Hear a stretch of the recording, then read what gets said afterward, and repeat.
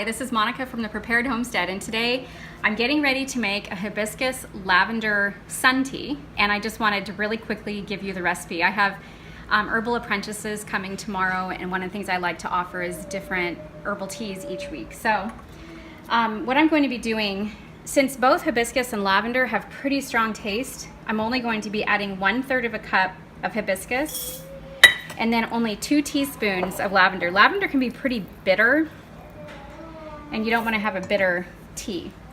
So I don't have very much in there, but it probably will be strong enough. If I need more, I'll probably brew something up really quick and throw it in, but I think this will be good. I'm adding water that's just warm.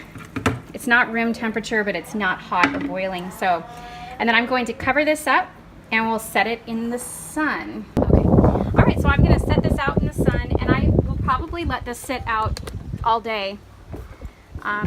Normally I would put it where my sun oven is, but you know what? We'll stick it over here next to some plants.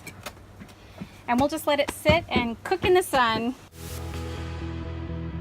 Okay, so our sun tea is ready. You can see a nice vibrant red color. It'll be great over ice. So now all I need to do is strain it, and I'm going to put it in this larger dispenser so I can add some ice and honey. Okay, so it's fully strained, and I'm probably just gonna let this stuff drip for a couple minutes while I get the honey, and I'll be adding that, and then I'll just put this in my compost. All right, you can add as much honey as you want. This is like a thick, raw honey here, which is so tasty. It's like a creamy honey. And I'm just gonna stir this in here because it's still warm from being out in the sun, so this honey will eventually melt in here. And then I'll just taste it and see how I like it. It's going to be quite tart and maybe just a tiny bit bitter because of the lavender, so the honey will really make it nice and drinkable for normal people. All right, so that's pretty much about it. Like I said, I'm probably gonna add some ice to this because it's, you know, a nice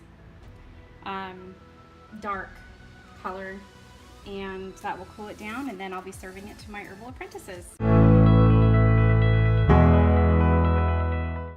Just to let you know too, if you're interested in learning more about herbs or how to do herbal preparations, we have those courses available on the preparedhomestead.org. You can either take it through our membership there, or you can just take each individual course. So visit us there, thepreparedhomestead.org.